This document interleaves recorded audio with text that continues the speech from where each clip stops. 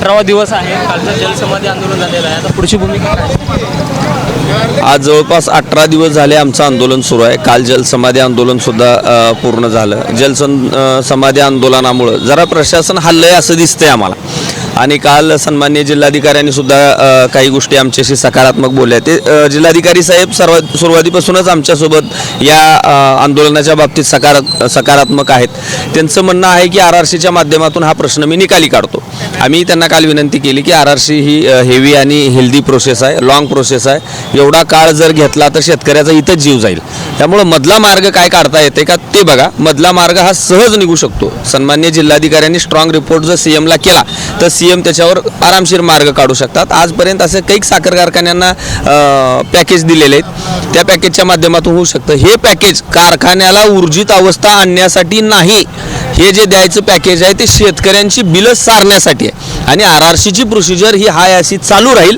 आणि RRCची procedure complete झाल्यानंतर जी रक्कम उभी राहील ती मुख्यमंत्र्याला रिटर्न देऊन टाकावं जिल्हाधिकाऱ्यांनी, किंवा त्यांनी ती वळती करून घ्यावं. म्हणजे कारखाना ती सेफ राहील, शेतकरी सेफ राहील आणि सरकारची बाजू सुद्धा सेफ राहील. मार्ग इच्छाशक्ती असणं गरजेचं आहे. सन्माननीय देवाभाऊंना विनंती आहे, आपण एका विदिन 1 मिनिट हा प्रॉब्लेम सॉल्व्ह करू शकता. आणि आम्हाला अपेक्षा आहे, तुमच्यावर विश्वास आहे की तुम्ही ह्याच्यातून 100% मार्ग काढाल. पालकमंत्र्यांचं काल देखील आंदोलन सुरू असताना स्टेटमेंट आलेलं आहे की तुम्ही मला भेटलात का, मला निवेदन दिलं नाही. मग नंतर पालकमंत्र्यांनी आम्ही लक्ष घालू असं देखील म्हटलेलं आहे. काय वाटतं पालकमंत्र्यांना 18 दिवस झाले आंदोलन सुरू होतं, म्हणजे 17वा दिवस. काल सन्माननीय पालकमंत्र्यांना आम्ही बोलत असताना पालकमंत्री म्हणले तुम्ही मला निवेदन दिलेलं नाही आणि आंदोलन जे चालू आहे त्याबद्दल मला कल्पना नाही, मला कसलंच त्याच्याबद्दल माहिती नाही. मी माहिती घेतो, तुम्ही मला निवेदन द्यायला पाहिजे होतं असं पालकमंत्र्याचं म्हणणं आलं. आता तुमच्या या कॅमेऱ्याच्या माध्यमातून, तुमच्या चॅनलच्या माध्यमातून मी तुम्हाला दाखवू शकतो. कॅमेरा झूम करा. हे सन्माननीय जयकुमार गोरे साहेब, हे तारीख 25 ज्या दिवशी आंदोलन सुरू झालं त्या दिवशीची डेट आहे. आणि हे सन्माननीय पालकमंत्र्याच्या कार्यालयीन सही शिक्का. नाही त्यांचं हे इथलं पालकमंत्री कार्यालय हे दिसतंय.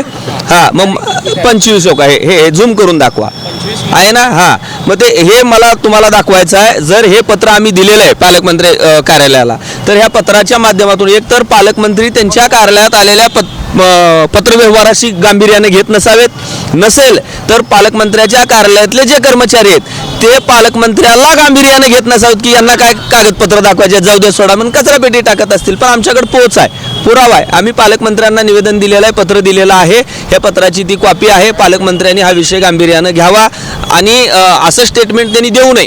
कारण ते जिल्ह्याचे पालक आहेत, आमचे मायबाप आहेत. आम्हाला त्यांच्याबद्दल आदर आहे. आम्हाला काही कोणाबद्दल वैर नाही. त्यांनी आमचा बांध रेटलेला नाही, आम्ही रेटलेला नाही. ती काय आमची भाऊकी पण नाही. आम्ही आमच्या हक्काचं मागायला आलोय. ते पालक आहेत म्हणून आम्ही त्यांच्याशी रडगाणं घालतोय. त्यांनी तेवढ्या संवेदनशीलतेनं हा विषय हाताळावा एवढीच माफक अपेक्षा आहे. मळ्यात नाही तळ्यात कालचं आंदोलन गाजलंय राजकीय काय पाहिजे? कालचं आंदोलन हे टेलर होतं सर, अजून पिक्चर बाकी आहे. या फडणवीस साहेबांना आमचं म्हणणं एकच आहे की फडणवीस साहेब का प्रश्न सोडवत नाही. साधा प्रश्न आहे. 30-35 कोटीचा आहे. 1 लाख कोटी परवा कुठं तर जाऊन त्यांनी 1 लाख कोटी या महाराष्ट्रामध्ये उद्योगात आणलेले आहेत. साधारणपणे 28-30 कोटी. आणि त्यानेच म्हणतात सबका साथ, सबका विकास आणि सबका प्रयास. मग आमचं म्हणणं आहे सबका साथ म्हणजे कुणासाठी? मग आमच्यासाठी नाही का? आम्ही तर शेतकरी आहोत, आम्ही घाम घालणारे आहोत. आज जवळपास 18 दिवस झालं आम्ही माझे शेतकरी इथं येऊन बसला आहेत. शेतामध्ये काम नाही, काय नाही, जसेच तसे शेतं पडून आहेत. आम्हाला जर शेतात काम करू द्यायचं असं नाही, तुम्ही ठरवलात का? आमच्या घामाचा दाम तुम्ही द्या. आज 7 महिने झालं, मग तुम्ही ते कशाला केलात? ते कायदा कशाला केलात? 15 दिवसात बिल देणं कायद्यानं बंधन कराय का? 3A कलम टाकलात तुम्ही. सहकारामधले 3A कलम आहे, त्या कलमामध्ये 15 दिवसात बिल देणं बंधनकारक असताना तुम्ही मग कायदा पायदळी तुम्ही चढवल्यावर मग लोकशाही कशी टिकणार आहे? लोकशाहीमध्ये लोकांसाठी कायदा बनवलेले आहेत. मग तुम्ही ते 15 दिवस गेले, आज जवळपास 7 महिने झालं, एकही रुपया त्या खात्यावर जर नसेल, मग ही सहकार खात्यातले कायदे, लोकशाही ही काय गोंडस नुसतं नावाखाली शेतकऱ्याला लुबाडण्याचा धंदा चालू आहे का? आमच्या शेतकऱ्याला आमच्या शेतकऱ्याच्या घामाचा दाम मिळाला पाहिजे, आमची भूमिका आहे. त्यासाठी आम्ही बसलोय. आणि काल आमची जलसमाधी आंदोलन घेतलो. मान्य CP साहेबांनी विनंती केली की बाबा आमच्यावरती गुन्हे दाखल होता का म्हणे, त्याने गुन्हे दाखल केले नाही. मान्य ACP मॅडमनी बोलून घेतलं होतं, त्यात पोलीस स्टेशनचे PIनी बोलून घेतलं होतं. आमचं म्हणणं ह्याच्यापेक्षा उग्र शेतकरी नॅचरली फिलिंग आहे, त्याच्यामध्ये आलेली एक भावना आहे, त्याच्यातला आक्रोश आहे मनामधला, आणि तो काय गप बसणारा नाही. जोपर्यंत पैसे मिळत नाहीत तोपर्यंत घामाच्या दामासाठी आम्ही एवढं लढाई करावं का? मुडके साहेब, अद्यापही जे इथं बसलेले शेतकरी असतील किंवा आपल्या गावाकडं हे आंदोलन जे बघत असतील, वाचत असतील, त्या शेतकऱ्यांना अजूनही चिंता आहे की बाबा आंदोलन किती दिवस चालणार, पैसे कधी येणार. आता काही इकडे का थोडं आंदोलन लांबलं एवढं मात्र खरं आहे. शेतकऱ्याचं कसं आहे, एक घाव दोन तुकडे शेतकऱ्याचं थोडं, पण शेतकऱ्याने थोडं समजून घेतलं पाहिजे. लयच मोठे आंदोलन केलं, एखादा आंदोलन झालं, कुठं तर गुन्हे झाले, वळण वेगळं लागू नये यासाठी लोकशाही मार्गानं, सनदशीर मार्गानं त्याच्यामध्ये काय तर जान आली पाहिजे, शेतकऱ्यामध्ये थोडा विश्वास आला पाहिजे, त्याला होप आला पाहिजे. आंदोलन म्हणजे काय, नेमकं शेतकऱ्यावर आत्मविश्वास वाढला पाहिजे. बाबा आपले 4 पैसे मिळतात, बुडत नाही, 4 पैसे मिळणार, त्या आशेवर. आणि आम्ही आतापर्यंत आंदोलन केलं, कधी न पैसे घेता घरी गेलो नाही. भले मग म्हणजे भले आता 20 दिवस लागू दे, 25 दिवस हलणार, पुढचा दिवस सांगू शकत नाही. मिटवलं तर एका मिनिटात फडणवीस मिटवलेलं, कारण आता त्याची गादी हल्लेली आहे. त्याचं जी काय त्या मुख्यमंत्र्याचं जी काय खुर्ची जी आहे ती आता हल्ली आहे. त्याच्या लक्षात आलंय का हे काय बसणार नाहीत, आम्ही पण काय बसणार नाही. आम्ही काय आंदोलन काय तुम्हाला वाटतं का आम्ही आंदोलन करत नाही असं वाटतंय? ह्याच्यापेक्षा तीव्र आणि स्फोटक आंदोलन केले जातील.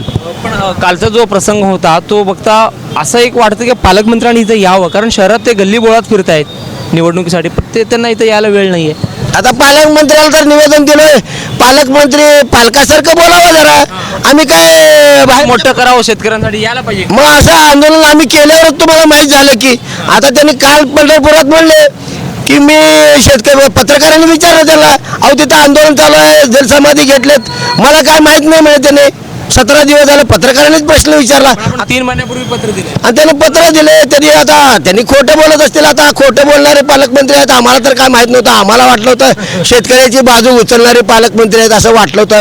पण तरी मला काय म्हणायचं आहे, थोडं भाजपाच्या माननीय मुख्यमंत्र्यांनी किंवा मोदींनी, अमित शहाने किंवा बाबासाहेब पाटील ह्याच्यात लक्ष घालावं. प्रतिमा तुमची खराब नाही, पैसे तर काय आम्ही सोडणार नाही तुमच्या बापाला, का पैसे सोडणार आहे वाटाले काय? तुम्ही पैसे किती बी म्हणलो तर पैसे तुम्हाला द्यावेच लागतील. मग आमचा उगा अंत कशाला बघायला, आमचा त्रास, आम्हाला त्रास का द्यायला शेतकऱ्याला? आम्ही शेतात कामं करावेत का नाही? मग शेतकऱ्याला शेतात काम करावं लागतं का नाही? मग आमची शेतं ओस पडलेत. म्हणून म्हणतो की तुम्ही अंत बघू नका, तुम्हाला आज ना उद्या पैसे तुमच्या बापाला चुकणार नाही, पैसे तर द्यावेच लागणार ती. माझं म्हणणं एकच आहे, माझ्या शेतकऱ्याला जास्त वेळ इथं पेंडॉलमध्ये ठेवून शेताचे कामं बरेच आडलेले आहेत. आपल्या शेताच्या, आपला देश हा कृषीप्रधान देश आहे, 15% GDP आपल्या देशाचा कृषीवर आहे. मग तुम्ही माझ्या शेतकऱ्याला थांबवू नका. काल कलेक्टर सोबत एक मीटिंग जी झाली तेव्हा असं एक देखील मेसेज फिरत होतं सोशल मीडियावर की बाबा आता कलेक्टरांशी चर्चा झालेली आहे, आंदोलन थांबणार आहे. आता का मान्य जिल्हाधिकारी साहेब गेल्या म्हणते ती तुमचा 8 दिवसात प्रश्न सोडू, त्यांच्या हातात काय तुम्हीच सांगा हो. त्याने आता काल काय बोलले आम्हाला, आडाडाडाडाडाडा प्रशासनातले माणसं आडा काय विचारू नका, लय भारी बोलले. आमचे शेतकरी लगेच म्हणले आडाडा पैसे मिळालेत म्हणले, आणि ही तर लगेच बनायला आता कुठं काय कोण बी नाही ना काय बी नाही. उलट आम्हाला संध्याकाळी बोलून म्हणले आता ह्याच्यानंतर असलं उग्र आंदोलन करू नका. हो म्हणून आलो, पण ह्याच्यापेक्षा उग्र आंदोलन आम्ही करणार आहोत, कारण आमच्यावर अन्याय झाला. तुम्ही एकतर कायदे बदला, कशाला केलं ते 15 दिवसात ऊस बिलाचं कलम टाकून, तुम्ही कलम टाकला त्याला 3A कलम टाकला, 15 दिवसात बिल देतो म्हणून कलम टाकला. एकतर कायदे तर बदला, नसेल तर आमचे पैसे तर द्या. तुम्ही कायद्याप्रमाणे चला ना, प्रशासन हे कायद्याप्रमाणे चाललं पाहिजे का नाही? साखरला गाळपाला परमिशनच नव्हती, त्याच्यावर काय फौजदारी गुन्हा नाही. त्या वळसंग पोलीस स्टेशनमध्ये माझे शेतकरी गेली 5-6 महिने झाले, त्याच्यावर फौजदारी गुन्हा नाही. काल म्हणले CP साहेब, मी सांगतो म्हणले कसं गुन्हा होत नाही. SP साहेबाला कुठं आहे बोलाची कडी आणि बोलाचा भात, असं करू नका प्रशासनातल्या माणसाला. आम्ही नाही, आता आम्ही आज उद्या त्याच्यावरती आमची चर्चा राहील. ते कुण्या पद्धतीनं वर्कआउट करायचं, कुण्या भागामध्ये करायचं आणि कशा पद्धतीने करायचं, त्याची पूर्ण चर्चा आणि रूपरेषा झाल्यावर निवेदन तयार करून आम्ही जिल्हाधिकाऱ्यांना ते पत्र देणार आहे. पण करणार आहे एवढं नक्की. जर त्याच्या आज जर आम्हाला तोडगा निघाला तर आम्हाला काय पुढची दिशा आंदोलन करण्याची आवश्यकता भासणार नाही. तर सन्माननीय जिल्हाधिकाऱ्यांनी आमचं हे करू नये. तर त्यांनी जर याच्यातून मार्ग काढला तर सगळ्यात सोपं आहे. गुन्ह्यागोविंदानं घरी जाईल, पुन्हा काळ्याच्या सेवेत आम्ही तिकडं, तुम्ही प्रशासनाच्या सेवेत इकडं. लक्षात घ्या, 25 मे पासून हे आंदोलन सुरू आहे, बरोबर? 25 मे पासून आंदोलन सुरू आहे आणि आज आंदोलनाचा 18 दिवस आहे. कालच्या जलसमाधी आंदोलनानंतर शासनाकडं कुठंतरी कानावर त्यांच्या बातमी गेली की बाबा सोलापुरात आंदोलन सुरू आहे, शेतकरी आक्रमक आहेत. फक्त या शेतकऱ्यांची एवढीच मागणी आहे, आमचे जे हक्काचे पैसे आहेत ते मिळायला पाहिजे. जहूर साहेबसोबत अकबर बागवान, लोकप्रधान न्यूज, सोलापूर. हे आहे दक्षिण सोलापूर तालुक्यातील वळसंग. इतिहासाची समृद्ध परंपरा आणि उज्ज्वल भविष्याची नवी दिशा. प्रगतशील आणि वेगाने विकसित होणारे गाव वळसंग. कुरनूर धरणाच्या सानिध्यात निसर्गरम्य वातावरणात वसलेले वळसंग. सोलापूर पासून फक्त 12 ते 15 मिनिटे, अक्कलकोट पासून फक्त 12 ते 15 मिनिटे आणि रेनगर पासून केवळ 7 ते 8 मिनिटे अंतरावर सोलापूर अक्कलकोट महामार्गावरील उड्डाणपूल आणि वेगवान महामार्गाच्या थेट संपर्कात असलेले वळसंग. महामार्गावरून थेट वळसंगला सोलापूर अक्कलकोट गुलबर्गा महामार्ग, मोहोळ मंद्रुप वळसंग रिंग रूट, मुंबई पुणे हैदराबाद महामार्ग आणि सुरत चेन्नई ग्रीनफील्ड एक्सप्रेस अशा एकापेक्षा जास्त महामार्गाने वेढलेले गाव म्हणजे आपलं वळसंग. वळसंग हे आता महाराष्ट्राच्या नकाशावर नव्या विकासाचे केंद्र बनले आहे. वळसंगमध्ये आहेत प्रसिद्ध मंदिरे, सोलार हब, टोलनाका, जवळच आहे कुरनूर धरणाचे ताजे पाणी आणि निसर्ग सौंदर्य आणि विविध ठिकाणी आकर्षक हॉटेल्स व ढाबे सुद्धा. प्रवासात थकलेल्या प्रवाशांसाठी स्वादिष्ट जेवण, आराम, ताजेतवाने आणि प्रदूषणमुक्त वातावरण. वळसंग हे केवळ गाव नाही, एक उत्कृष्ट थांबा आहे, एक संधी आहे, एक भविष्य आहे. वळसंग ऐतिहासिक वारसा, आधुनिक कनेक्टिव्हिटी आणि उद्याच्या विकासाची हमी. सोलापूर जिल्ह्याचा अभिमान आणि महाराष्ट्राचा गौरव. वळसंग.